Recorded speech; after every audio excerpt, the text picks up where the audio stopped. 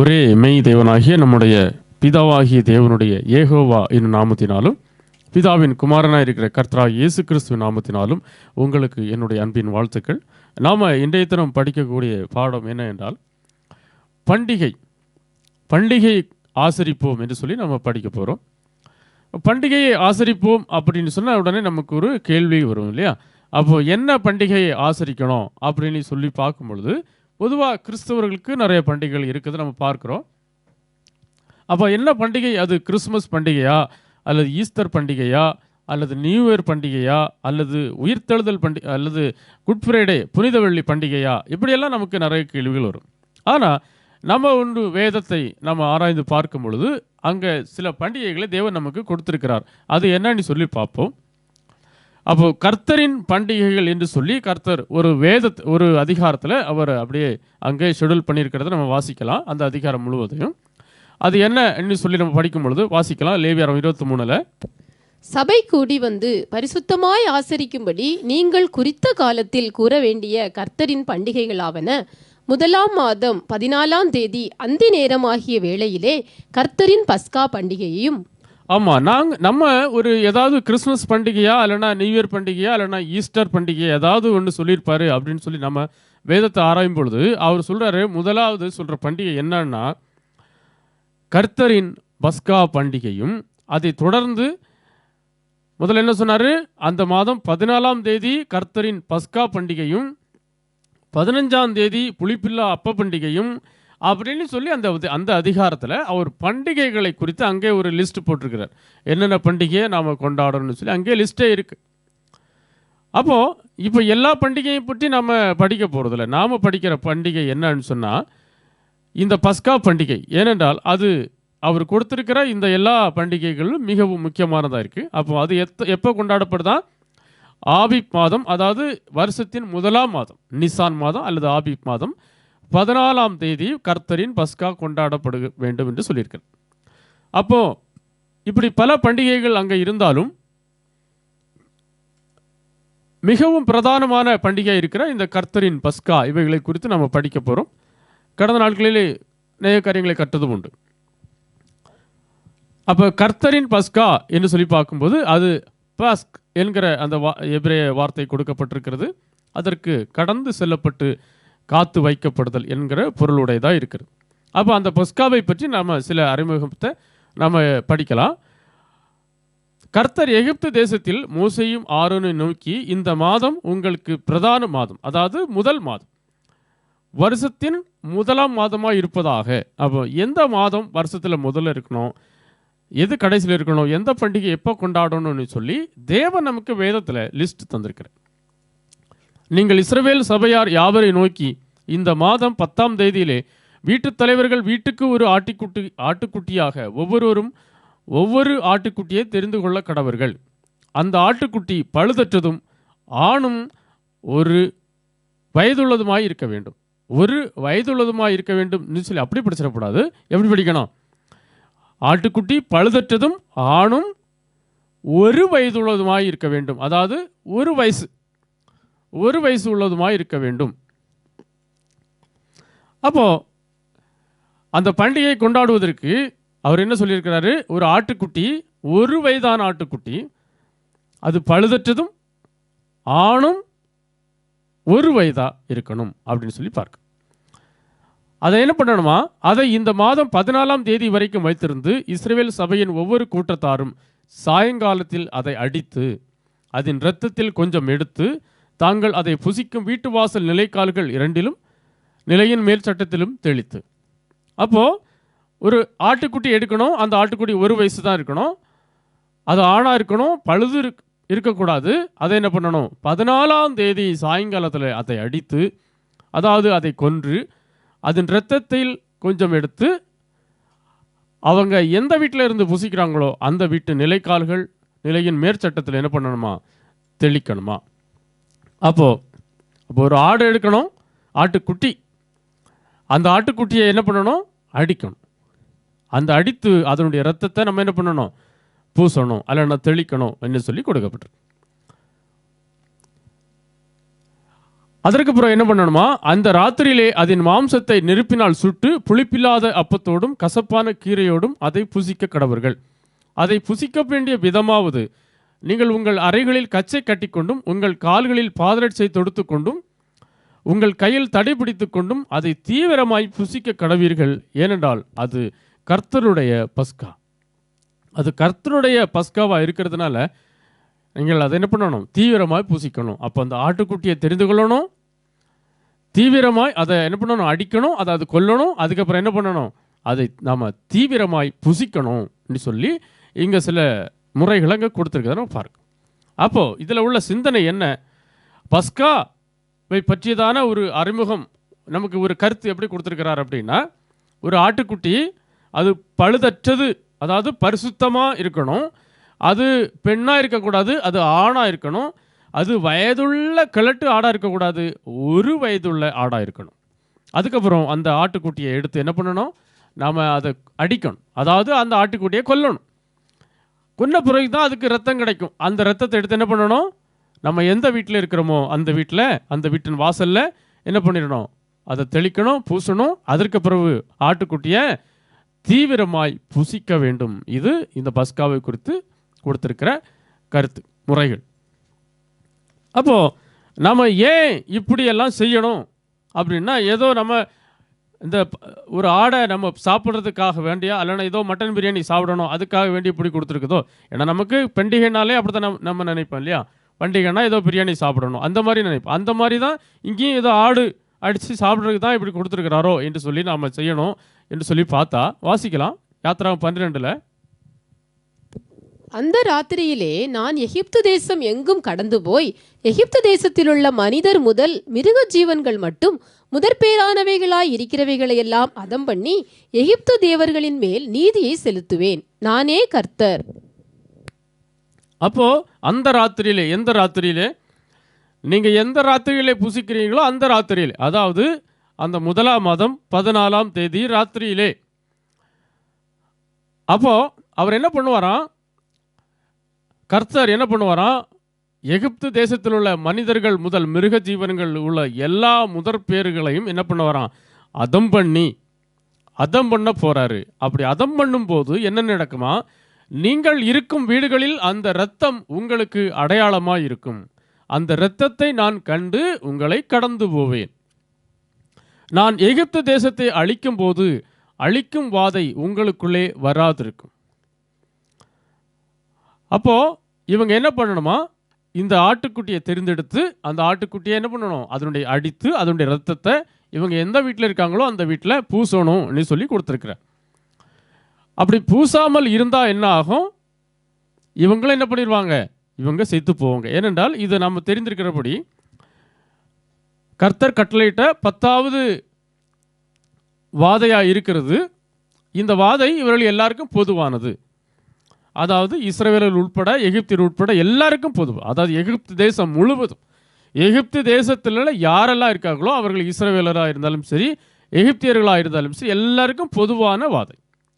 ஆனால் அங்கே இருக்கிற இஸ்ரவேலர்களை தப்ப பண்ணுவதற்காக, அவர்கள் இந்த அழிவிலிருந்து பாதுகாக்கப்பட வேண்டும் என்பதற்காக அவங்களுக்கு கொடுத்த ஒரு நியமம் என்னது, இந்த இரத்தம் ஒரு அடையாளம். இந்த இரத்த ஒரு அடையாளமாக இருக்கும். அந்த அடையாளத்தை கண்டு, அந்த இரத்தத்தை கண்டு என்ன பண்ணுவார், இந்த அழிக்கும் வாதையை அங்கே அனுமதிக்க மாட்டார் தெய்வம். ஒருவேளை நாம் இஸ்ரவேலர்கள் தான் அப்படின்னு நினச்சி தைரியமாக இரத்தத்தை பூசாமல் இருந்தால் என்ன பண்ணியிருப்போம், அழிந்து போவீர்கள். ஏனென்றா அங்கே எந்த அடையாளமும் இல்லை. உள்ளே இருக்கிறவன் இஸ்ரவேலனா எகிப்தியனா என்பதை கண்டுபிடிக்கணும்னா எப்படி தான் கண்டுபிடிக்கணும், இந்த இரத்தம் பூசியிருக்கணும். ஸோ இதுக்காக தான் அதை செய்யணுமா. கர்த்தர் எகிப்தியரை அதம் பண்ணுவதற்கு கடந்து வருவார். நிலையின் மேற்சட்டத்திலும் வாசலின் நிலைக்கால் 2லும் அந்த இரத்தத்தை காணும் போது கர்த்தர் என்ன பண்ணுவாரா, சங்காரக்காரனை உங்கள் வீடுகளில் உங்களை அதம் பண்ணுவதற்கு வரவட்டாமல் வாசற்படியை விலகி கடந்து போவார். அப்போ ஒருவேளை இந்த இரத்தம் பூசப்பட்டது வீட்டுக்குள்ளால எகிப்தியன் இருந்தாலும் அல்லனா வேற ஒரு நாட்டை சேர்ந்தவன் இருந்தாலும் அவனை என்ன பண்ணுவான், அவன் காப்பாற்றப்படுவான். ஏனென்றால் இருக்கிறது எகிப்தியனா இஸ்ரவேலனா என்பது அல்ல காரியம், சட்டத்தில் இரத்தம் பூசப்பட்டிருக்கிறதா என்பதுதான் என்னது காரியம். அப்போ இதுதான் நம்ம இந்த காரியத்தை கொடுத்துருக்காருன்னு சொல்லி பார்க்குறோம். அதை அவர் எதுக்கு கொடுத்தாராம்? அதை தலைமுறை தோறும் நீங்கள் என்ன பண்ணணுமா, அது அந்த நாள் உங்களுக்கு நினைவு கூறுதலான நாளாக இருக்க கடவுது. அதை கர்த்தருக்கு பண்டிகையாக ஆசரிப்பீர்களாக, அதை உங்கள் தலைமுறை தோறும் நித்திய நியமமாக ஆசரிக்க கடவீர்கள். அதை நம்ம கர்த்தருக்கு பண்டிகையாக நம்ம ஆசரிக்கணுமா, அதை உங்கள் தலைமுறை தோறும் எத்தனை தலைமுறை வந்தாலும் சரி நித்திய நியமமாக, அதாவது ஒரு நித்திய கட்டளை. நித்தியன்னா என்னது? எவர்லாஸ்டிங், நித்தியம். அதனால தான் நம்ம நித்திய ஜீவன் சொல்கிறோம். நித்திய ஜீவன், நித்திய கட்டளை, நித்திய நியமம், எவர்லாஸ்டிங் லா. தலைமுறை தோறும் எத்தனை தலைமுறை வந்தாலும் சரி தேவன் இப்படி ஒரு கட்டளை கொடுத்துருக்காரு. என்ன கட்டளை? கர்த்தருக்கு பண்டிகையாக பஸ்கா பண்டிகையை நம்ம ஆசரிக்கணும் அப்படிங்கிற காரியத்தை கொடுத்துருக்கிறார். இந்த காரியத்தை உங்களுக்கும் உங்கள் பிள்ளைகளுக்கும் நித்திய நியமமாக கைக்கொள்ள கடவீர்கள். அப்போ ஏதோ அன்னைக்கு அங்கேருந்து அந்த தலைப்பிள்ளை சங்காரத்திலிருந்து தப்பினவர்கள் மாத்திரம் கொண்டாடுவதற்கல்ல, அவங்களுக்கும் அவங்க பிள்ளைகளுக்கும் நித்திய நியமமாக, அதுக்கப்புறம் பிள்ளைகளின் பிள்ளைகள், இப்படி தான் தலைமுறை தோறும் நித்திய நியமமாக கைக்கொள்ள கடவீர்கள். அதற்கப்புறம் நீங்கள் அங்கேருந்து நீங்கள் இன்னொரு மற்ற தேசத்துக்கு போனாலும், நீங்கள் சுதந்திரிக்க போகிற தேசத்துக்கு சேரும் பொழுது நீங்கள் என்ன பண்ணணும்? இந்த ஆராதனையை கைக்கொள்ளணும். அதனால தான் சொல்லியிருக்காரு, தலைமுறை தோறும் நித்திய நியமமாக நீங்கள் கைக்கொள்ளணும். நீங்கள் எந்த நாட்டுக்கு போனாலும் சரி, நீங்கள் வெளிநாட்டுக்கு போனாலும் சரி, உள்நாட்டில் இருந்தாலும் சரி, தலைமுறை தோறும் அதை என்ன பண்ணணும்? கொண்டாடணும். அப்படி கொண்டாடும் போது நிறைய தலைமுறைகள் எல்லாம் தாண்டி வரும்பொழுது அப்புறம் இந்த பிள்ளைகளுக்கு என்ன தெரியாது? மேட்ரு என்னன்னு தெரியாது. எதனால இந்த பண்டிகையை கொண்டாடுறாங்க அப்படின்னு சொல்லி தெரியாது. அப்போ என்ன பண்ணுவாங்க? உங்கள் பிள்ளைகள் இந்த ஆராதனையின் கருத்து என்ன என்று உங்களை கேட்டால், நீங்கள் எப்படி ஆடு எடுக்கிறீங்க, ஆடு அடிக்கிறீங்க, அப்புறம் அதை அடிக்கிறீங்க, அப்புறம் அந்த ஆட்டை எடுத்து புசிக்கிறீங்க, இது என்ன அப்படின்னு சொல்லி அதனுடைய கருத்து என்ன என்று கேட்டால் நம்ம என்ன பண்ணியிருக்கணும்? அதை தெளிவாக சொல்லி கொடுக்கணும். இது கர்த்தருடைய பஸ்காவாகிய பலி. ஏன்னா அவர் எகிப்தியரை அதம் பண்ணி நம்முடைய வீடுகளை தப்ப பண்ணினார்.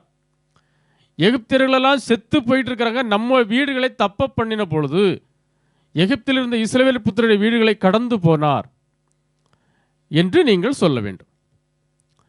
அப்போ பிள்ளைகள் இதனுடைய கருத்து என்ன, இந்த பஸ்கா பண்டிகையினுடைய கருத்து என்னப்பா அப்படின்னு சொல்லி கேட்டால் என்ன பண்ணணும்? அதை சரியாக சொல்லணும். என்ன சொல்லணும்?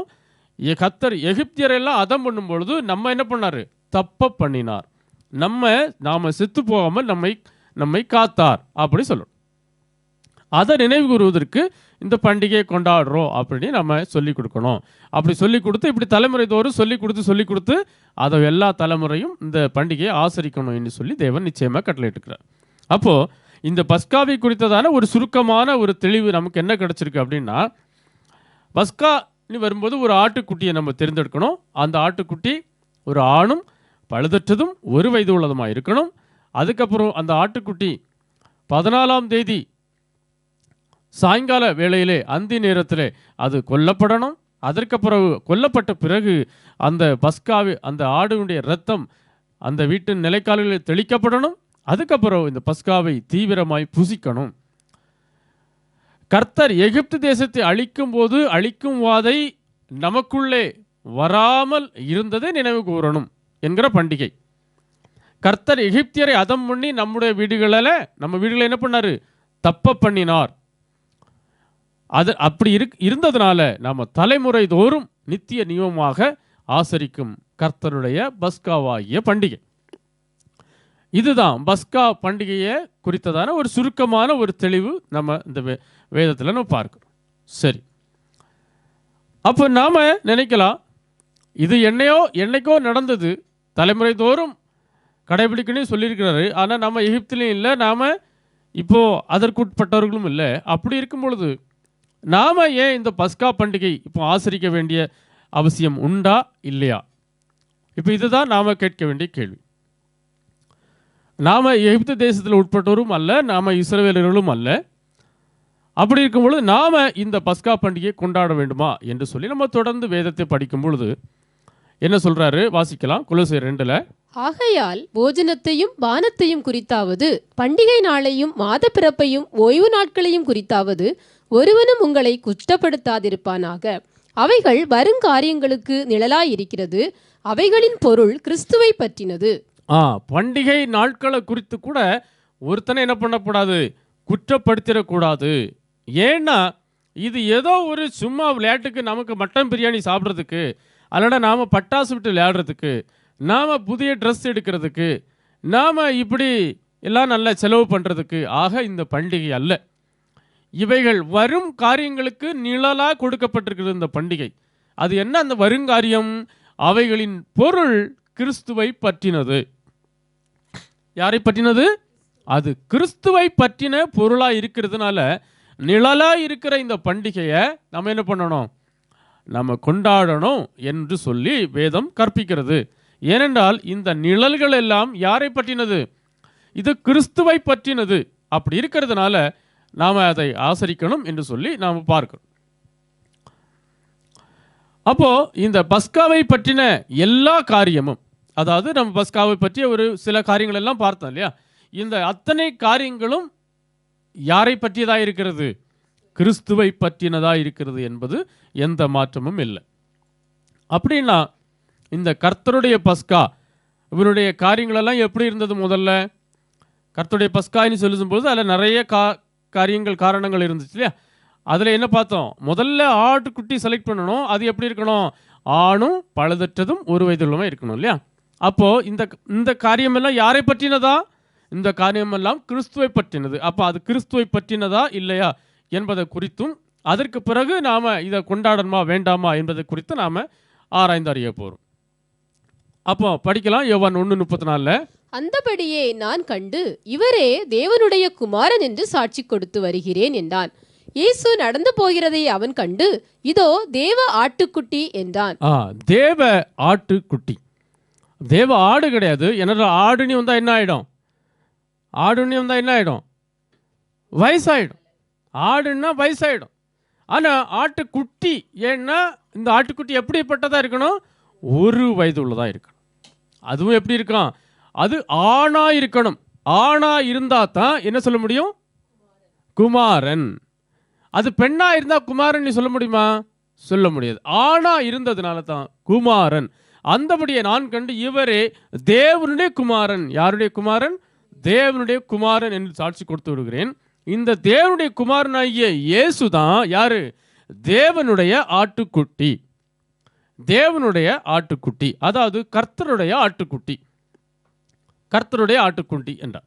அப்போ தேவனுடைய குமாரன், தேவனுடைய ஆட்டுக்குட்டி. ஆட்டுக்குட்டின்னா ஒரு வயசுள்ள ஆட்டுக்குட்டி. குமாரன் அப்படின்னா ஆண். அதுக்கப்புறம் அது எப்படி இருக்கணும்? பழுதற்றதாக இருக்கணும். அதை படிப்போம். இயேசு அவர்களுக்கு பிரதித்திரமாக, தேவர்களாய் இருக்கிறீர்கள் என்று நான் சொன்னேன் என்பதாய் உங்கள் வேதத்தில் எழுதியிருக்கவில்லையா? பிதாவினால் பரிசுத்தமாக்கப்பட்டும் உலகத்தில் அனுப்பப்பட்டும் இருக்கிற நான் என்னை எப்படி சொன்னேன்? என்னை தேவனுடைய குமாரன் என்று சொன்னேன். ஆனால் அப்படி சொன்னதுனால நீங்கள் தேவதூதன் சொன்ன நீங்கள் சொல்றீங்க, அது இருக்கட்டு. ஆனால் இவர் என்ன சொன்னார்? என்னை தேவனுடைய குமாரன் என்று சொன்னேன். ஏனென்றால் தேவனுடைய ஆட்டுக்குட்டி, ஒரு ஆண் ஆட்டுக்குட்டி, இப்போ என்னவா இருக்கு? பிதாவினால் பரிசுத்தமாக்கப்பட்டும் இருக்கிறான். அப்போ இந்த ஆட்டுக்குட்டி எப்படி இருக்கு? பரிசுத்தமுள்ளதும், அதாவது பழுதற்றதும், ஆணும் ஒரு வயது உள்ளதுமாய் இருக்கிற ஒரு ஆட்டுக்குட்டி. யாரது? தேவனுடைய குமாரன், அதாவது தேவனுடைய ஆட்டுக்குட்டி. அப்புறம் இந்த பஸ்கா கொல்லப்பட வேண்டும் இல்லையா? வாசிக்கலாம். 2 நாளைக்கு பின்பு புளிப்பில்லாத அப்பம் சாப்பிடுகிற பஸ்கா பண்டிகை வந்தது. அப்பொழுது பிரதான ஆசாரியரும் வேதபாரகரும் அவரை தந்திரமாய் பிடித்து கொலை செய்யும்படி வகை தேடினார்கள். இப்போ என்ன வந்துச்சு? பஸ்கா பண்டிகை வந்தாச்சு. பஸ்கா ஆடு எப்போ கொல்லப்படணும்? பஸ்கா பண்டிகையில் கொல்லப்படணும். ஏனென்றால் அதுதான் கர்த்தரின் பஸ்கா. அப்போ இந்த கர்த்தரின் பஸ்கா இவனுடைய காரியங்கள் யாரை பற்றினது? அது கிறிஸ்துவை பற்றினது. அப்படின்னால் முதல்ல இந்த பஸ்காவினுடைய முதல் காரியம், அது ஆணும் ஒரு வயதுள்ளதும் அது பழுதற்றதுமாக இருக்கணும். அதனால அது தேவனுடைய குமாரன், தேவனுடைய ஆட்டுக்குட்டி. அந்த ஆட்டுக்குட்டியை இப்போ என்ன பண்ணணும்? பஸ்கா பண்டிகை வந்தது. பஸ்கா பண்டிகை வந்தது. இப்போ அந்த ஆட்டுக்குட்டியை தான் என்ன பண்ணணும்? அடிக்கணும். அந்த ஆட்டுக்குட்டி தான் கொல்லணும். அதனால தான் அவரை தந்திரமாய் பிடித்து கொலை செய்யும்படி தேடினார்கள். அப்போ ஆட்டுக்குட்டியை கொல்லணும், அடிக்கணும். நிறைய பேர் என்ன நினைக்கிறாங்க, இயேசு கிறிஸ்து சாகலை. ஏன்னா ஒரு குரூப் அப்படி தான் சொல்லிட்டு இருக்கிறாங்க. இன்றைக்கும் உலகத்தில் கிட்டத்தட்ட ஒரு 40% ஆட்கள் என்ன பண்ணுறாங்க, ஒரு குரூப்பாரு இயேசு கிறிஸ்து என்ன பண்ணல, இயேசு கிறிஸ்து கொல்லலை, அவர் கொல்லப்படலை, அவருக்கு பதிலாக வேறொரு ஆளை கொன்னாங்க, அப்படியெல்லாம் கதை விடுறாங்க.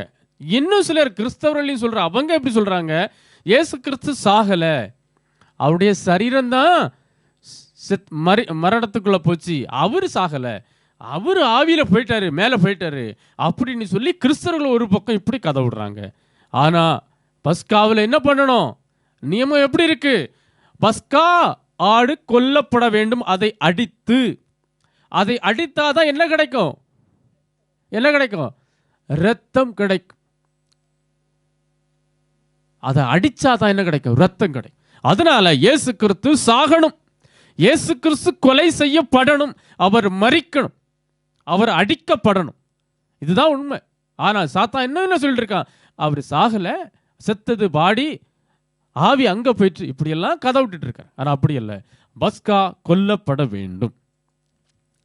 அவர் தம்முடைய சிலுவையை சுமந்து கொண்டு எபிரேயு பாஷையிலே கொல்கதா என்று சொல்லப்படும் கபாலஸ்தலம் என்கிற இடத்திற்கு புறப்பட்டு போனார்.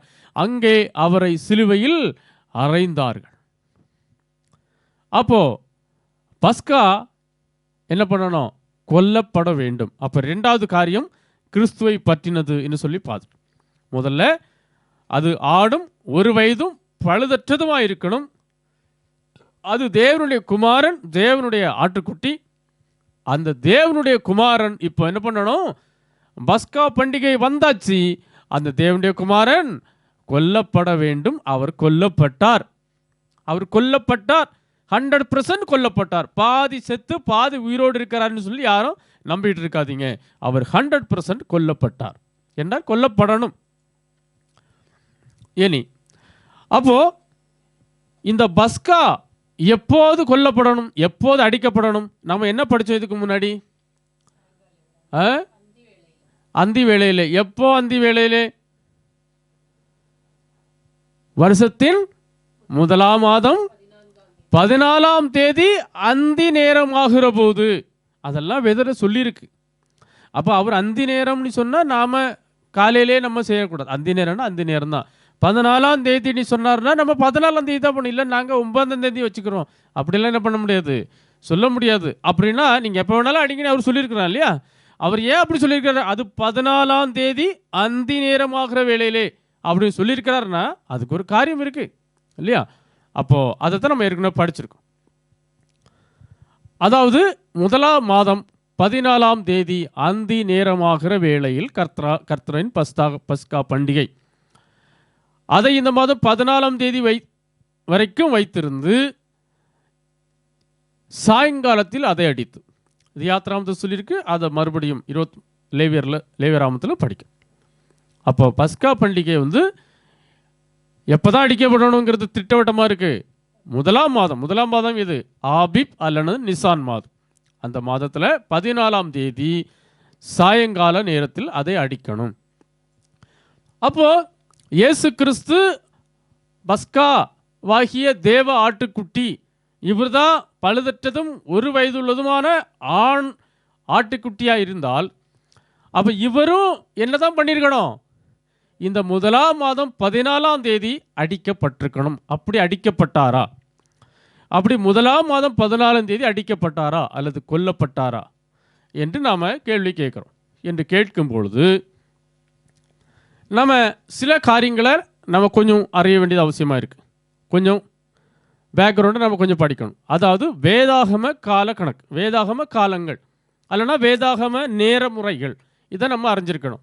ஏன்னா நமக்கு இப்போ இருக்கிற கால முறைகள், நேர முறைகள், கலண்டர் முறைகள் எல்லாம் எப்படி இருக்குது, இதெல்லாம் வித்தியாசமாக இருக்கலாம். ஆனால் வேதத்திலையும் அப்படி தான் இருக்குன்னு சொல்லி நம்ம என்ன பண்ணிடக்கூடாது, தீர்மானிச்சுட்டு இருந்துடக்கூடாது. அப்போது வேதாகமத்தில் தேவன் என்ன சொல்லியிருக்கிறாரா, தேவன் வெளிச்சத்துக்கு பகல் என்று பெயரிட்டார், இருளுக்கு இரவு என்று பெயரிட்டார், சாயங்காலமும் விடியற்காலமும் ஆகி 1ஆம் நாள் ஆயிற்று. அப்போ ஒரு நாள் முழுவதும் முற்று பெறணும் அப்படின்னு சொன்னால் முதல்ல என்ன வரணும், முதல்ல சாயங்காலம் வரணும், அதுக்கப்புறம் விடிய காலம் வரும். ஆனால் நமக்கு அப்படி இல்லை. நமக்கு முதல்ல எந்த காலம் வருது? நமக்கு முதல்ல விடிய காலம் வந்து அப்புறம் சாயங்காலம் வந்தால் தான் ஒரு நாள். ஆனால் இங்கே நேர் மாறா இருக்குது. ஏன்னா எல்லாமே அப்படி தான் இருக்கும். உலகத்தில் உள்ள எல்லா காரியமும் வேதத்துக்கு நேர் மறையானது. எல்லாமே நேர் எதிராக தான் இருக்கும்.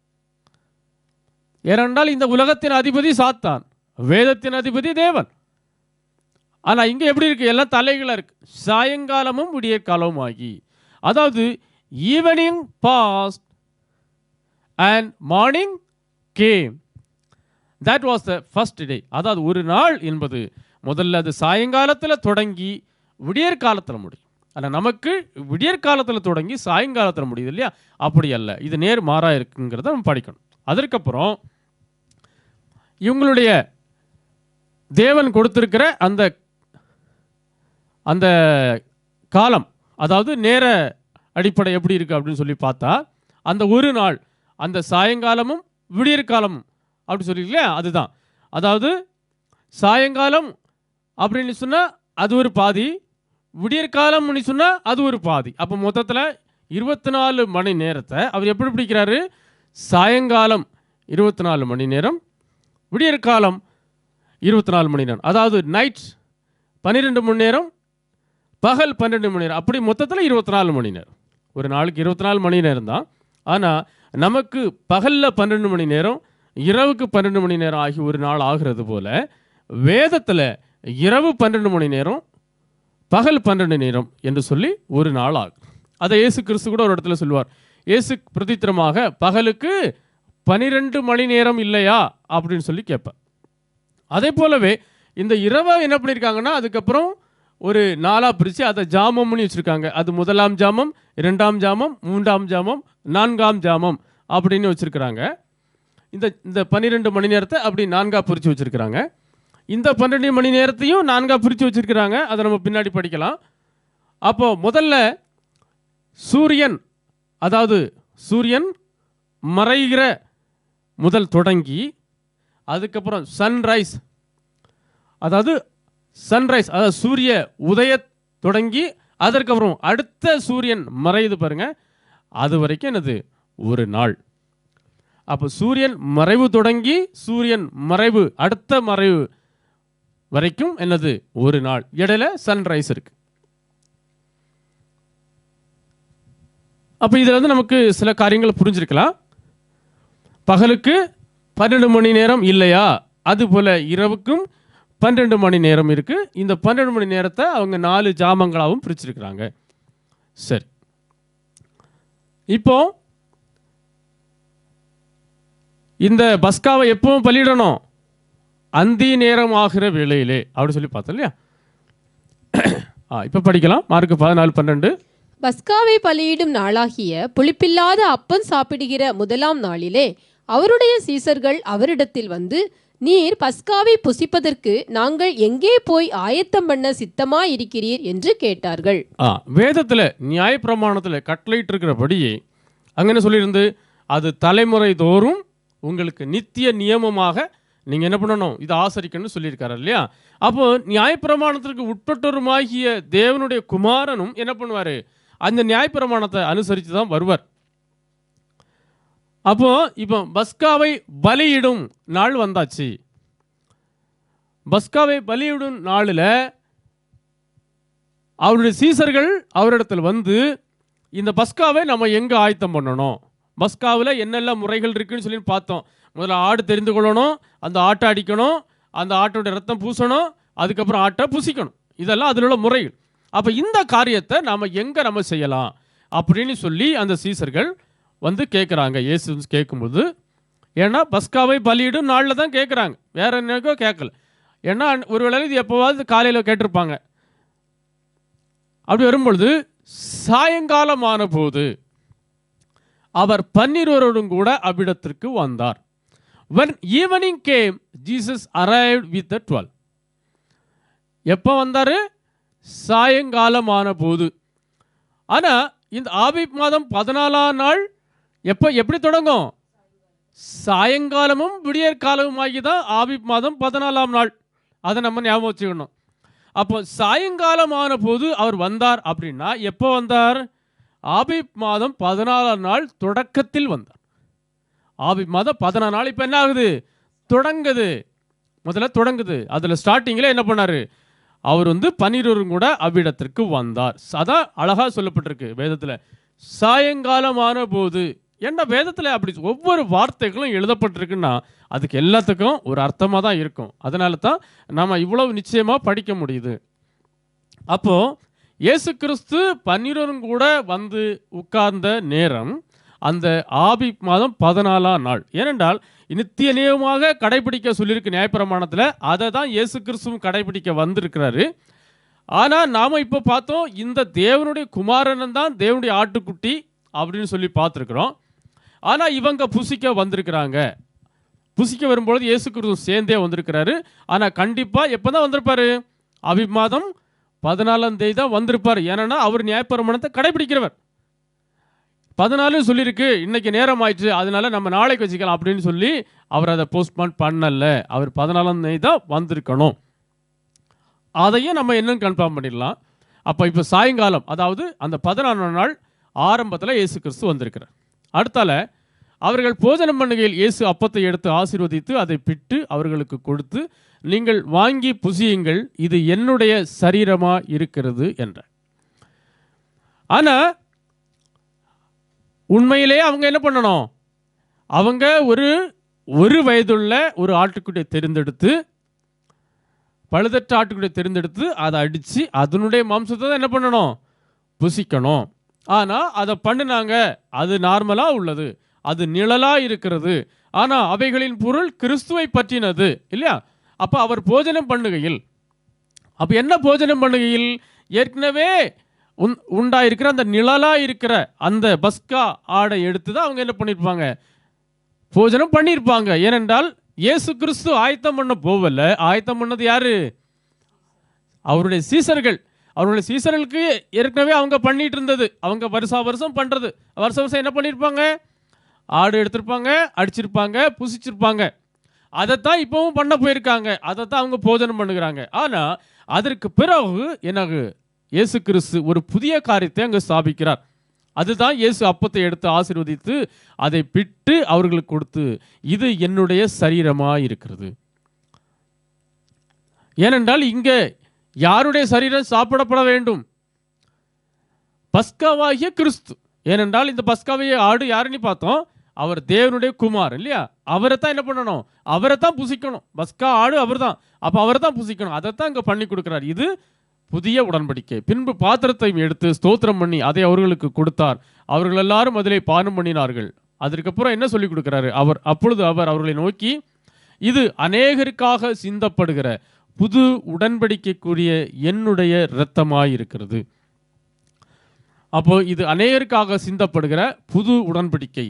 அப்போ புது உடன்படிக்கை என்று சொல்லி இயேசு கிறிஸ்து அங்கே ஒரு புது உடன்படிக்கையை ஸ்தாபித்து, இது என்னுடைய இரத்தம் என்று சொல்லி சொல்றதை நம்ம பார்க்க.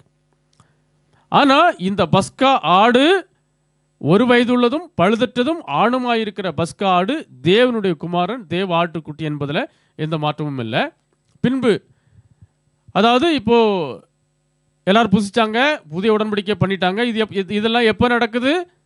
ஆபீப் மாதம் 14ஆம் தேதி சாயங்காலமான போது, அதாவது அந்த நாள் தொடக்கத்தில், அதனால் தொடக்கத்தில் நடக்குது. அதெல்லாம் நடந்து முடிஞ்ச உடனே அவங்க எங்கே போகிறாங்க? பின்பு கெத்செமனே எனப்பட்ட இடத்திற்கு வந்தார்கள். அப்பொழுது அவர் தம்முடைய சீசர்களை நோக்கி, நான் ஜெபம் பண்ணும் அளவும் இங்கே உட்கார்ந்தீர்கள் என்று சொல்லி, ஏன்னா நான் கொஞ்சம் ஜெபம் பண்ணிட்டு வரேன் அப்படின்னு சொல்லி சீசர்கிட்ட சொல்லிட்டு போய் ஜெபம் பண்ணுறார். என்ன ஜெபம் பண்ணுறாரு? அப்பா பிதாவே என்று சொல்லி அவங்க அப்பாட்ட ப்ரேயர் பண்ணுறார். ப்ரேயர் பண்ணி வரும்பொழுது எல்லாம் அதெல்லாம் நமக்கு தெரியும். உடனே அவர் இப்படி பேசுகையில் 12 ஒருவனாகிய யூதாஸ் வந்தான். அவனோட கூட பிரதான ஆசாரியரும் வேத பாரகரும் மூப்பரும் அனுப்பின திரளான ஜனங்கள் பட்டயங்களையும் தடிகளையும் பிடித்து கொண்டு வந்தார்கள். அப்பொழுது அவர்கள் அவர் மேல் கை போட்டு அவரை பிடித்தார்கள். இப்போ என்ன பண்ணியாச்சு? ஆட்டுக்குட்டியை பிடித்தாச்சு. தொடர்ந்து வாசிக்கலாம். இயேசுவை அவர்கள் பிரதான ஆசாரியனிடத்தில் கொண்டு போனார்கள். அங்கே ஆசாரியர், மூப்பர், வேதபாரகர் எல்லாரும் கூடி வந்திருந்தார்கள். உடனே சேவல் 2ஆம் தரம் கூவிற்று. போதும். அப்போ இப்போ என்ன ஆயிற்று? இயேசுவை பிடித்தார்கள். இது எப்போ? ஆபீப் மாதம் 14ஆம் தேதி சாயங்கால நேரத்தில் எல்லாம் பந்தியெல்லாம் முடிச்சுட்டு அப்புறம் போகிறாங்க தோட்டத்துக்கு. அங்கே ஜெபம் பண்ணுறாரு தோட்டத்தில். அப்படின்னா ஆபீப் மாதம் அது ஒரு அதனுடைய நடு வேலையாக இருந்திருக்கலாம். ஆனால் இப்போ என்னவாச்சான்? உடனே சேவல் 2ஆம் தரம் கூவிற்று. சேவல் 2ஆம் தரம் கூவிற்று. சேவல் எப்போ கூவும்? சேவல் 2ஆம் தரம் 3ஆம் தரம் கூவி கொண்டிருக்கிறது என்றால் என்ன அர்த்தம்? என்ன அர்த்தம்? விடிய காலமாக போகுதுன்னு சொல்லி அர்த்தம். அடுத்த விடிய போகுது என்று சொல்லி அர்த்தம். அப்படின்னா விடியறதற்கு முன்னாடி நடக்கிற காரியங்கள் தான் இதெல்லாம், இல்லையா? அப்போ இப்போ விடிஞ்சிரும் அப்படின்னு சொல்லி ஒரு அடையாளம் நமக்கு கிடச்சிட்டு சேவல் 2-3 தரமும் கூவிக்கிட்டே இருக்கு. மாற மாற சேவல் கூவுது. அப்போ காலம் விடிய போகுது என்று சொல்லி அர்த்தம்.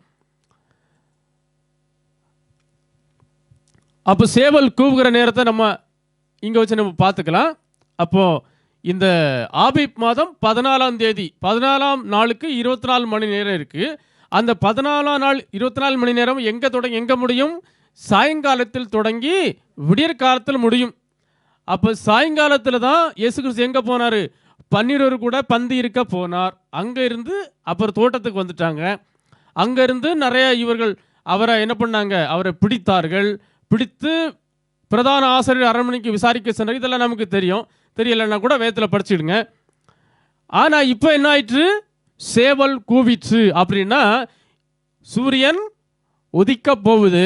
சன்ரைஸ், சூரியன் உதிக்க போகுதுன்னு சொல்லி அர்த்தம். அப்படின்னா இந்த இடத்துல இருக்கிறோம் இல்லையா? இப்போ நம்ம இங்கே தான் தொடங்கணும். ஆபீப் மாதம் 14ஆம் தேதி இங்கே தொடங்கி இப்போ இங்கே வரைக்கும் வந்தாச்சு. அப்படின்னா கிட்டத்தட்ட ஒரு 12 மணிக்கு போயிட்டு கிட்டத்தட்ட. ஏன்னா இப்போ சேவல் கூவுது. சேவல் கூவிட்டு இருக்கு. சேவல் கூவி இப்போ சேவல் எப்போ கூவும்? சாயங்காலம் 8 மணிக்கா கூவும்? இல்லையா? விடிய போது கூவும். சில சேவல் 1 மணிக்கே கூவும், 2 மணிக்கு கூவும், சில சேவல் 5 மணிக்கு கூவும். ஆனால் எப்படியும் விடியும் போது தான் கூவும். அப்போ விடியலாம். விடிஞ்சுதான்னு சொல்லி பார்ப்போம். வாசிக்கலாம். பொழுது விடிந்தவுடனே பிரதான ஆசாரியரும் மூப்பரும் வேதபாரகரும் ஆலோசனை சங்கத்தார் அனைவரும் கூடி ஆலோசனை பண்ணி இயேசுவை கட்டி கொண்டு போய் பிலாத்துவினிடத்தில் ஒப்பு கொடுத்தார்கள். இப்போ என்ன ஆயிடுச்சு? அப்போ சேவல் நமக்கு கொடுத்த அடையாளம் படியே என்ன ஆயிற்று? பொழுது விடிஞ்சாயிற்று. எப்போ? ஆபீப் மாதம் 14ஆம் தேதி பொழுது விடிந்தாயிற்று. பொழுது விடிந்த உடனே அப்போ எப்படா பொழுது விடியும் சொல்லிட்டு கொஞ்சம் பேர் காத்துட்டு இருந்திருக்காங்க. அப்போ பொழுது விடிந்த உடனே ஏற்கனவே பிடிச்சு வச்சிருந்த ஆட்கள் என்ன பண்ணாங்க? இயேசுவை கட்டி கொண்டு போய் பிலாத்தினிடத்தில் ஒப்பு கொடுத்தார்கள். அவ்வளோ நேரம் அவர் பிரதான ஆசாரியனுடைய அரண்மனையில் இருந்தார். அப்புறம் பொழுது விடிஞ்ச உடனே அவர் எங்கே கொண்டு போனாங்க? பிலாத்தினிடத்தில் கொண்டு போனாங்க. அப்படின்னா ஏற்கனவே ஒரு 12 மணி நேரம் முடிஞ்சு போச்சு. இப்போ இனி பகலுக்கு 12 மணி நேரம் இல்லையா? இந்த 12 மணி நேரம் இப்போ இருக்குது. அப்படி தானே? இதில் ஏதாவது இனி குழப்பம் இருக்கா? இல்லை. அதை வேறொரு சுவிசேஷர் எழுதுறாரு, விடியற்காலமான போது. ரெண்டுமே ஒன்று தான், விடியற்காலமான போது. அப்போது ஏற்கனவே இருந்த அந்த 12 மணி நேரம் முடிஞ்சிட்டு இப்போ விடியற்காலமான போது அல்லனா பொழுது விழிந்த போது. அப்படின்னா இன்னும் எத்தனை மணி நேரம் பாக்கி இருக்கு? இன்னும் 12 மணி நேரம் பாக்கி இருக்கு. ஏனென்றால் இரவு சென்று போயிற்று, பகல் சமீபமாயிற்று. பகலுக்கு 12 மணி நேரம் இல்லையா? அந்த 12 மணி நேரத்தில் இப்போ எங்கே போகிறாரு இயேசு கிறிஸ்து? இந்த 12 மணி நேர தொடக்கத்தில் இப்போ எங்கே போகிறாரு? பிலாத்துவின் இடத்தில் போகிறாரு. இப்போ சரிதானே? இதில் எந்த குழப்பமும் இல்லை. அப்பொழுது அவரை சிலுவையில் அறைந்தார்கள். அதற்கு பின்பு அவருடைய வஸ்திரங்களை பங்கிட்டு ஒவ்வொருவன் ஒவ்வொரு பங்கை எடுத்துக்கொள்ளும்படி அவைகளை குறித்து சீட்டு போட்டார்கள். அவரை சிலுவையில் அறைந்த பொழுது 3ஆம் மணி வேளையாக இருந்தது. அப்போ பகலுக்கு 12 மணி நேரம் இல்லையா? அப்போ இவரை சிலுவையில் அறைந்தார்கள். அப்போ எத்தனை மணி வேளை? 3ஆம் மணி வேளை. ஆனால் 12 மணி இன்னும் எவ்வளோ நேரம் இருக்கு? அப்போ இன்னும் 9 மணி நேரம் பாக்கி இருக்கு. அப்படின்னா பகலுக்கு 12 மணி நேரத்தில் அவர் 3ஆம் நேரம் அவர் என்ன பண்ணிட்டாங்க? சிலுவையில் அரைஞ்சிட்டாங்க. அப்படின்னா இந்த 12 நம்ம 4ஆக பிரிப்போம். இந்த இரவுக்கு 4ஆக பிரிச்சிருந்தாங்க. எப்படி பிரிச்சிருந்தாங்க? 1ஆம் ஜாமம், 2ஆம் ஜாமம், 3ஆம் ஜாமம், 4ஆம் ஜாமம். அதே போல வைப்போம். பகலை 4ஆக பிரிப்போம். 4ஆக பிரித்தா ஒன்றுக்கு எவ்வளோ வரும்? 4 3 12. அந்த 3ஆம் மணி நேரத்தில் இயேசு கிறிஸ்து சிலுவையில் அறையப்பட்டார். அடுத்தால 6ஆம் மணி நேரம் முதல் 9ஆம் மணி நேரம் வரைக்கும் பூமி எங்கும் அந்தகாரம் உண்டாயிற்று. 3ஆம் மணி வேளையில் இயேசு கிறிஸ்து சிலுவையில் அறையப்பட்டார். பொழுது விடிந்த பொழுது, பகல் 12 மணி நேரத்தில். அப்புறம் 6ஆம் மணி நேரம் முதல், அப்படின்னா இடையில எத்தனை மணிக்கு போச்சு? 3 மணிக்கு போச்சு. இந்த 3 மணிக்கூர் தான் இயேசு கிறிஸ்து என்ன பண்ணிட்டு இருக்கிறாரு? பேசிக்கிட்டே இருக்கிறார். நிறைய காரியங்களை பேசுகிறார். அதெல்லாம் நம்ம நிறைய காரியங்களை பார்த்துருக்கோம் இல்லையா? நம்ம படிக்கலாம். பிதாவே இவர்களுக்கு மன்னியும் அப்படின்னு சொல்லி நிறைய காரியங்களை இயேசு கிறிஸ்து சிலுவையிலிருந்தே பேசிக்கிட்டு இருக்கிறார். அது 6ஆம் மணி நேரம் வரைக்கும் அது நடக்குது. ஆனால் திடீர்னு 6ஆம் மணி நேரம் முதல் 9ஆம் மணி நேரம் வரைக்கும் என்னவாயிற்று? பூமி எங்கும் அந்தகாரம் உண்டாயிற்று. அதனால பூமி எங்கும் அந்தகாரம் உண்டாதனால இந்த 3 மணி நேரமும், அதாவது 7, 8, 9, 6 முதல்னு சொன்னால் 7, 8, 9 வரைக்கும், அப்படி 3 மணி நேரம் என்ன நடந்ததுன்னு சொல்லி யாருக்குமே தெரியாது. ஏனென்றால் பூமி எங்கும் அந்தகாரம். அப்போ ஒரு 3 போச்சு, 6 போச்சு. 6 மணி நேரம் வரைக்கும் இயேசுகிட்ட பேசிக்கிட்டு தான் இருந்தார். 6ஆம் மணி நேரம் முதல் 9ஆம் மணி நேரம் அந்தகாரம் உண்டாயிட்டு. யார் எங்கே இருக்காங்க, இயேசு இருக்கிறாரா இல்லையா ஒன்றுமே தெரியாது. ஆனால் 9ஆம் மணி நேரத்தில் இயேசு என் தேவனே என் தேவனே ஏன் என்னை கைவிட்டீர் என்று சொல்லி அவங்க தேவனை பார்த்து இயேசு கதறதை பார்க்கணும். இயேசுவினுடைய தேவனை பார்த்து இயேசு என்ன பண்ணுறாரு? கதறாரு. என் தேவனே என் தேவனே ஏன் என்னை கைவிட்டீர் என்று சொல்லி அவர் கதறாரு 9ஆம் மணி நேரத்தில். அப்போ 3ஆம் மணி நேரத்தில் இயேசு கிறிஸ்து சிலுவையில் அறையப்பட்டார். 6ஆம் மணி நேரம் வரைக்கும் பேசிக்கிட்டு இருந்தார். 6லேருந்து 9 வரைக்கும் பேச முடியலை, ஏனென்றால் அந்தகாரம், ஒன்றுமே தெரியல. 9ஆம் மணி நேரத்தில் இயேசு மறுபடியும் பேச ஆரம்பிச்சிட்டாரு. இன்னும் எத்தனை மணி நேரம் பாக்கி இருக்கு? இன்னும் 3 மணி நேரம் பாக்கி இருக்கு. இந்த 12 மணி நேரத்தில் இன்னும் 3 மணி நேரம் பாக்கி இருக்கு. ஆபிப் 14ஆம் நாள், ஆபிப் மாதம் 14ஆம் நாளில் இன்னும் 3 மணி நேரம் பாக்கி இருக்கு. அந்த 3 மணி நேரம் முடிஞ்சாச்சுன்னா என்ன ஆகும்? 15ஆம் நாள் வந்துடும். ஆனால் பஸ்காவுடைய மேட்டரெல்லாம் எப்போ முடிக்கணும்? 14 நாள் தீவிரமாக புசிக்கணும், விடிய காலம் வரைக்கும் ஒன்றும் வச்சிருக்க கூடாது அப்படின்னு சொல்லியிருக்கிறார். அதுதான் கட்டளை. 14ஆம் நாள் இப்போ முடியுது, இன்னும் 3 மணி நேரம் தான் இருக்குது. அதனால ஓய்வு நாளுக்கு முந்தின நாள் ஆயத்த நாளாக இருந்தபடியால் சாயங்காலம் ஆன போது, எப்போ ஆன போது? சாயங்காலம் ஆன போது. அப்போ ஒரு நாள் எங்கேருந்து தொடங்கிச்சு? ஒரு சாயங்காலத்தில் தொடங்கி இடையில ஒரு விடியற் காலம் வந்து, அதுக்கப்புறம் அந்த நாள் சாயும் போது ஒரு நாள் என்ன ஆகுது? முடியுது. அப்படி தானே? சாயங்காலமான போது. ஆனால் இயேசு கிறிஸ்து எப்போ போனார் பந்தி இருப்பதற்கு? சாயங்காலமான போது போனார். அந்த சாயங்காலம் இதை நினச்சிடக்கூடாது, இது அடுத்த சாயங்காலம். அது வேணா நான் படத்தில் காட்டித்தரேன் மறுபடியும். அப்போ இயேசு கிறிஸ்து இந்த சன்செட்டு, அதாவது சாயங்காலம் போனப்போ தான் 12 கூட பந்தி இருக்க போனார். அதற்கப்புறம் இப்போ சாயங்காலம் போன போது இப்போ எல்லாம் முடிஞ்சு. பகல் 12 நேரத்தில் 9ஆம் மணி வேளையில் இருக்கும் இயேசு கிறிஸ்து கதறாரு, என் தேவனை என் தேவனை ஏன் என்னை கைவிட்டீர். இன்னும் 3 மணி நேரம் தான் பாக்கி இருக்கு. அந்த சாயங்காலமான போது கனம் பொருந்திய ஆலோசனைக்காரனும் அரிமத்தியா ஊரானும் தேவனுடைய ராஜ்யம் வர காத்திருந்தனுமாகிய யோசேப்பு என்பவன் வந்து பிலாத்தினிடத்தில் துணிந்து போய் இயேசுவின் சரீரத்தை கேட்டான். அப்போ பிலாத்தினிடத்தில் இயேசுவின் சரீரத்தை கேட்கிறாரு. சாயங்காலம் ஆன போது. ஆனால் குறித்த மணி நேரம் சொல்லப்படலை. ஆனால் நமக்கு நல்லா தெரியுது இன்னும் எவ்வளோ நேரம் தான் பாக்கி இருக்கு? 3 மணி நேரம் தான் பாக்கி இருக்கு. ஏன்னா 9ஆம் மணி நேரத்தில் வரைக்கும் இயேசு கிறிஸ்து பேசி தன்னுடைய ஜீவனை விட்டுட்டார். அதுக்கப்புறம் 10, 11, 12 3 மணி நேரம் பாக்கி இருக்கு. இந்த 3 மணி நேரத்துக்குள்ளால இவர் என்ன பண்ணுறாரு? அந்த நேரம் தான் சாயங்காலம். அதைத்தான் போயிட்டு அந்த நேரத்துக்குள்ளால இவர் என்ன பண்ணுறாரு? இயேசுவின் சரீரத்தை துணிஞ்சு போய் கேட்குறார். தேவனுடைய ராஜ்யம் வர காத்திருக்கிற எல்லாரும் இப்படி தான் துணிஞ்சு தான் போய் கேட்பாங்க. அப்போ சாயங்காலம் ஆகுது. சாயங்காலம் ஆனால் இனி என்ன ஆகும்? அந்த நாள் என்ன ஆயிரும்? முடிஞ்சிடும். அவன் பிலாத்தினிடத்தில் போய் இயேசுவின் சரீரத்தை கேட்டு அதை இறக்கி மெல்லிய துப்பட்டியிலே சுற்றி கண்மலையில் வெட்டப்பட்டதுமாய் ஒரு காலும் ஒருவனும் வைக்கப்படாததுமாயிருந்த ஒரு கல்லறையிலே வைத்தான். அந்த நாள் ஆயத்த நாளாக இருந்தது, ஓய்வு நாளும் ஆரம்பமாயிற்று. இப்போ என்ன ஆயிற்று?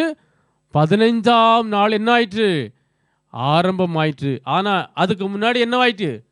14ஆம் நாளில் எல்லா வேலையும் முடிஞ்சது. இப்போ ஒரு பாக்கி 3 மணி நேரம் இருந்தது. அந்த 3 மணி நேரத்தில் அவர் போய் இயேசுவின் சரீரத்தை கேட்டு அந்த சரீரத்தை இறக்கி அதை சுற்றி கல்லறை வைத்து வேலையை முடிச்சாரு. என்ன ஆயிற்று? அடுத்த நாள் ஓய்வு நாள் ஆரம்பமாயிற்று. ஏனென்றால் இவர் கல்லறையில் வைத்த நாள் ஆயத்த நாளாக இருந்தது.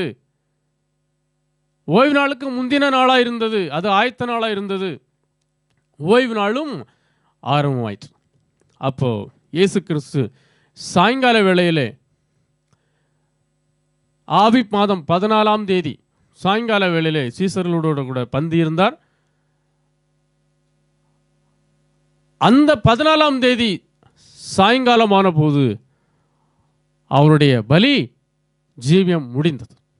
அவர் கொல்லப்பட்டார். அந்த 14ஆம் தேதி முடிவதற்கு உள்ளாலே அவர் கல்லறையிலே அடக்கம் பண்ணப்பட்டார். அப்போ அடக்கம் பண்ணி முடிந்த பிறகுதான் ஓய்வு நாள் என்னாச்சு? ஆரம்பமாயிற்று. அது 15ஆம் நாள் ஆரம்பமாயிற்றுன்னு சொல்லி பார்க்க. அப்படின்னா இயேசு கிறிஸ்து அந்த 14ஆம் தேதி அவர் அடிக்கப்பட்டார் என்பது எப்படி இருக்கு? முழுக்க முழுக்க நிச்சயமா இருக்கு. அப்போ தேவனுடைய திட்டங்களும் அவருடைய காலங்களும் அவருடைய சித்தங்களும் அவருடைய செயல்பாடுகளும் எவ்வளவு துல்லியமா இருக்கு என்பதை பாருங்க.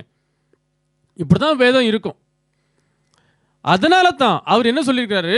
சாயங்காலத்தில் 14ஆம் தேதி அந்தி நேரம் ஆகிற பொழுது தான் அந்த ஆடை அடிக்கணும் அப்படின்னு சொல்லி திட்டமா சொல்லியிருந்தார். பார்த்தீங்களா? அப்போ தலைமுறை தோறும் நித்திய நியமமாக ஆசரிக்கணும்னு சொல்லி தேவன் தாமே கட்டளையிட்டிருந்த காரியம் அது கிறிஸ்துவை பற்றினது என்று சொல்லி பார்த்தோம். அந்த கிறிஸ்து தான் பஸ்காவாகிய ஆடு. அப்போ இந்த பஸ்காவாகிய ஆடா இருந்தால் அது அடிக்கப்படுவதும் ஆபிப் மாதம் 14ஆம் தேதியா இருக்கணும். அப்படி அடிக்கப்படுவதா இருந்தால் அந்த ஆபிப் மாதம் 14ஆம் தேதி முடிந்து 15ஆம் தேதி வருவதற்குள்ளால் என்ன பண்ணியிருக்கும்? விடிய காலம் வரைக்கும் ஒன்றும் அதில் மீதியா இருக்க கூடாது. அதனால தான் நீங்க தீவிரமாய் அதை புசிக்க கடவீர்கள். ஏனென்றால் அது கர்த்தருடைய பஸ்கா. அடுத்த நாள் 15 வந்துடும். அதனால நீங்க என்ன பண்ணியிருக்கணும்? அதை விடியற் காலம் வரைக்கும் ஒன்றும் வைத்திருக்க கூடாது. அப்படி இருந்தா அதை என்ன பண்ணியிருக்கணும்? நெருப்புனால சுட்டரிக்கணும் அப்படின்னு சொல்லியிருக்கோம். அப்படின்னா எவ்வளவு தேவன் துல்லியமா ஒவ்வொரு காரியங்களையும் செய்திருக்கிறார் என்பதை நம்ம பார்த்து நம்ம மிகவும் நம்ம வியந்து போகக்கூடிய சத்தியமா இருக்கிறது. அப்படியானால் நாம இனி பஸ்கா பண்டிகையை ஆசரிக்க வேண்டுமா? அப்போ இந்த பஸ்கா பண்டிகையை தலைமுறை ஆசரிக்கணும்னு சொல்லியிருந்தாரு. அந்த பஸ்கா பண்டிகை கிறிஸ்துவை பற்றினது. கிறிஸ்துவும் தாமே பலியாக கொடுத்துட்டாரு. அதனால இனி நம்ம இந்த பஸ்காவை ஆசரிக்க வேண்டுமா அப்படின்னு சொல்லி நம்ம கேட்கும் பொழுது வாசிக்கலாம். நான் உங்களுக்கு ஒப்புவித்ததை கர்த்தரிடத்தில் பெற்றுக்கொண்டேன். என்னவெனில் கர்த்தராகிய இயேசு தாம் காட்டிக் கொடுக்கப்பட்ட அன்று ராத்திரியிலே அப்பத்தை எடுத்து ஸ்தோத்திரம் பண்ணி அதை பிட்டு, நீங்கள் வாங்கி புசியுங்கள், இது உங்களுக்காக பிற்கப்படுகிற என்னுடைய சரீரமாய் இருக்கிறது, என்னை நினைவு கூறும்படி இதை செய்யுங்கள் என்றார். ஆமா, நாம என்ன பண்ணணுமா? கர்த்தராகிய இயேசு நமக்கு அதை என்ன பண்ணியிருக்கிறாரு? மறுபடியும் நமக்கு அந்த கட்டளையை மறுபடியும் ஞாபகப்படுத்துறார். பஸ்கா புசித்ததெல்லாம் போதும், பஸ்கா பண்டிகை நீங்க இனி நீங்க பஸ்கா பண்டிகையை கொண்டாட வேண்டாம் அப்படி அவர் சொல்லலை. என்ன பண்ணுங்க? நீங்க தொடர்ந்து செய்யுங்க. ஆனா இந்த பஸ்காவுடைய காரியம் எல்லாம் என்னை பற்றியதா இருக்கிறது, எல்லாம் கிறிஸ்துவை பற்றியதா இருந்தது. அதனால இது என்னுடைய சரீரமா இருக்கிறது, இது என்னுடைய இரத்தமா இருக்கிறது. அதனால என்னை நினைவு கூறும்படி இதை செய்யுங்கள்.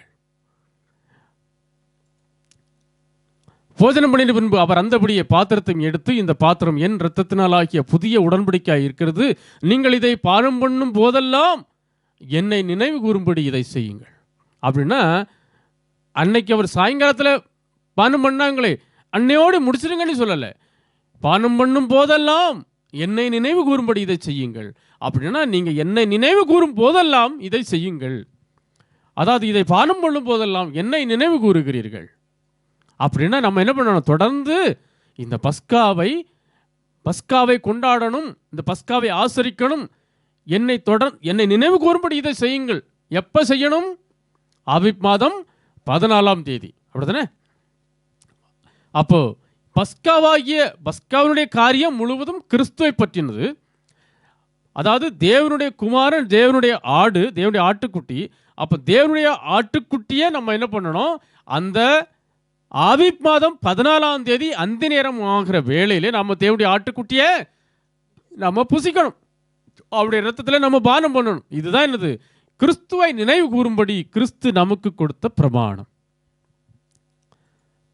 அப்படி என்றால் இயேசு கிறிஸ்துவை நாம் நினைவு கூறும்படி நாம் இதை தொடர்ந்து செய்ய வேண்டியது அவசியமாக இருக்கு. அப்படி தொடர்ந்து நாம் இயேசு கிறிஸ்துவை நினைவு கூறும்படி செய்வதா இருந்தால் அதை நம்ம எப்போ செய்ய வேண்டும், அதை எப்போது செய்ய வேண்டும்? டிசம்பர் 25 இல்லை ஜனவரி 1 எப்போ செய்யணும்? ஆபீப் மாதம் 14ஆம் தேதி செய்யணும். ஆகையால் நீங்கள் மேன்மை பாராட்டுகிறது நல்லதல்ல, கொஞ்சம் புளித்தமா பிசைந்தமா முழுவதையும் புளிப்பாக்கும் என்று அறியீர்களா? ஆகையால் நீங்கள் புளிப்பில்லாதவளா இருக்கிறபடியே புதிதாய் பிசைந்த மாவா இருக்கும்படிக்கு பழைய புளித்த மாவை புறம்பை கழித்து போடுங்கள். ஏனெனில் நம்முடைய பஸ்காவாகிய கிறிஸ்து நமக்காக பலியிடப்பட்டிருக்கிறாரே. அப்போ இங்கே சொல்லப்பட்டிருக்கிற அந்த பழைய புளித்த மாவு என்பது புளித்து போன உபதேசங்கள், அதாவது தப்பறைகள், பொய்யான உபதேசம். இந்த பொய்யான உபதேசம் என்ன பண்ணும், வேதம் முழுவதையும் என்ன பண்ணுது, வேதம் முழுவதையும் அவமாக்குது. அதை தான் நம்ம ஆரம்பத்திலேருந்தே படிச்சுட்டு வரோம் இல்லையா? தேவன் எப்படி இருக்கிறார், ஒருவராக இருக்கிறார், அந்த ஒரு தேவன் மூணாக இருக்கிறார், தேவன் மரித்தார், அப்புறம் தன்னைத்தன உயிர்த்தெழுந்து போயிட்டார். இப்படியெல்லாம் ஒரு பொய்யான காரியங்களை சொல்லி வேதத்தில் தேவனுடைய திட்டங்களை எல்லாம் என்ன பண்ணுறாங்க, மொத்தத்தையும் புளிக்க பண்ணுது, மொத்தத்துக்கும் ஒரு வேல்யூ இல்லாமலே ஆகுது. அது என்னடா இது ஒரு மேஜிக் மாதிரி இருக்குது, அப்படின்னா ஒரு கடவுளே இல்லை அப்படின்னு சொல்லிட்டு நிறைய பேர் போயிட்டான். ஆனால் வேதம் அப்படி சொல்லலை, அது மொத்தத்தையும் புளிப்பாக்கும். நாம் என்ன பண்ணணும், அப்படிப்பட்ட புளிப்பெல்லாம் நமக்குள்ள வச்சிருக்க கூடாது. புளிப்பெல்லாம் எடுத்து போட்டுட்டு புதிதாய் பிசைந்த மாவாய் புதிய சத்தியங்களை நாம் பிடிச்சிருந்தோம்னா வேதத்தில் உள்ள அத்தனை காரியங்களும் நாம் அறிந்து கொள்ள முடியும். தேவனுடைய திட்டங்களெல்லாம் எவ்வளோ துல்லியமாக இருக்குன்னு சொல்லி இப்போ பார்த்தோம். எப்படி அந்த பஸ்காவை தேவன் 14ஆம் தேதி ஆபீப் மாதம் கட்டளையிட்டிருக்கிறாரோ அதே 14ஆம் தேதி அதே அந்தி நேரமாகிற வேளையிலே தான் இயேசு கிறிஸ்து பஸ்காவாகிய ஆடு ஆகிய தேவனுடைய குமாரனாகி தேவாட்டுக்குட்டி அடிக்கப்பட்டார் என்பது துல்லியமாக இருக்க வேதம், ஒரு செகண்டுக்குள்ள மாறலை. அப்படி இருக்கும்போது இப்படிப்பட்ட வேத சத்தியங்களை நாம் அவமாக்கலாமா? பஸ்காவாகிய கிறிஸ்து நமக்காக பலியிடப்பட்டிருக்கிறாரே. அப்படியானால் பஸ்காவாகிய இயேசு கிறிஸ்து 1ஆம் மாதம் ஆபீப் மாதம் 14ஆம் தேதி அடிக்கப்பட்டிருக்க நாமும் அதே நாளில் தானே நினைவு கூற வேண்டும். இல்லை வேற எப்போது நினைவு கூறலாம் அப்படின்னு சொன்னால் இயேசு கிறிஸ்து வேற ஏதாவது மாதம் வர என்ன பண்ணியிருக்கலாம், அவர் அடிக்க ஒப்பு கொடுத்துருக்கலாம். நான் அப்படி பண்ணலை, எவ்வளவு துல்லியமாக பண்ணினாங்க பாருங்க. சரி, இன்னைக்கு இந்த பஸ்காவை நம்ம இன்னைக்கு சாப்பிடுவோம், இன்னும் ஒரு 2 மாதம் கழிச்சு அதுக்கப்புறம் அடிக்க ஒப்பு கொடுக்கும், அப்படி அவர் செய்யலை. பார்த்தீங்களா, அந்த பஸ்கா நாளில் அந்த பஸ்காவாகிய ஆடு அடிக்கப்பட்டார் என்பது எவ்வளவு துல்லியமாக இருக்கு வேதத்தில். அப்படின்னா என்னை நினைவு கூறும்படி இதை செய்யுங்கள் அப்படின்னு சொல்லிட்டு போயிருக்கிறார். அப்புறம் நாம எப்போ நினைவு கூறணும், நாமளும் அதே 14ஆம் தேதி ஆபீப் மாதம் 14ஆம் தேதி நினைவு கூறணும். அப்படித்தானே, அதே அந்த நேரத்தில் நினைவு கூறணும். ஆனால் கிறிஸ்தவர்கள் இயேசு கிறிஸ்துனுடைய மரணத்தை என்ன பண்ணுறாங்க, ஒவ்வொரு வருஷமும் புனித வெள்ளி அப்படின்னு சொல்லி ஒரு புனித வெள்ளி கொண்டாடுகிறாங்களே, அதுக்கு என்ன காரியம்? அப்படின்னா ஒவ்வொரு வருஷமும் 1ஆம் மாதம் 14ஆம் தேதி, அதெல்லாம் ஆபீப் மாதம் 14ஆம் தேதி வெள்ளிக்கிழமை வந்து கொண்டே இருக்கிறதா? இதுதான் கேள்வி. எப்படி வந்துச்சு? வருஷம் வருஷம் வெள்ளிக்கிழமை மட்டும் எப்படி வந்துடுது?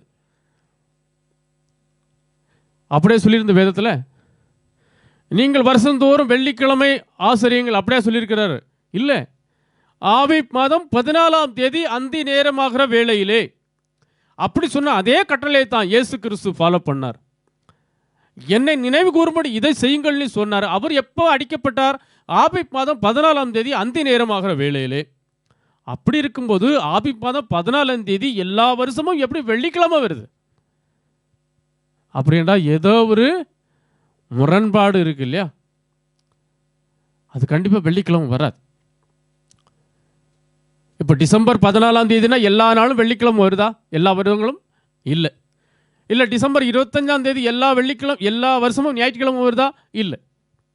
அப்படின்னா ஆபிப் 14ஆம் தேதி, ஆபிப் மாதம் 14ஆம் தேதி ஆசரிக்க வேண்டிய இந்த பஸ்கா பண்டிகை ஏன் எல்லா வருடமும் கிறிஸ்தவர்கள் வெள்ளிக்கிழமை கொண்டாடுகிறார்கள் என்பது என்ன முரண்பாடு என்பதை நாம் வருகிற பாடங்களில் படிக்கலாம். ஏன்னா இது நமக்கு ஒரு பெரிய ஒரு கேள்விக்குறியாக இருக்குது. இதை தான் நம்ம ஆரம்பத்திலேருந்தே படிச்சுட்டு வரோம். எப்படி அடிப்படை சத்தியத்தை தொலைத்தார்களோ அதுபோல தான் எல்லா காரியங்களையும் தொலைத்துன்னு இருக்கிறார்கள். அதை வருகிற நாட்களிலே நாம் தெளிவாக படிக்கலாம். இப்போ நமக்கு நேரம் இல்லை. இப்படி அருமையாக பஸ்காவை குறித்து, பஸ்காவாகிய கிறிஸ்துவை குறித்தும் நாம் அறிந்து கொள்வதற்கு நமக்கு கிருபை செய்திருக்கிற தாம் ஒருவரே ஞானமுள்ளவருமாயிருக்கிற தேவனுக்கு, தேவனுடைய குமாரனாகிய தேவ ஆட்டுக்குட்டியாகிய பஸ்காவாகிய இயேசு கிறிஸ்துவின் மூலமாய் என்றென்றைக்கும் மகிமை உண்டாவதாக. ஆமென். நம்முடைய பிதாவாகிய தேவனாலும் பிதாவின் குமாரனாயிருக்கிற கர்த்தராகிய இயேசு கிறிஸ்துவினாலும் கிருபையும் இரக்கமும் சமாதானமும் சத்தியத்தோடும் அன்போடும் கூட நம் அனைவரோடும் இருப்பதாக. ஆமென்.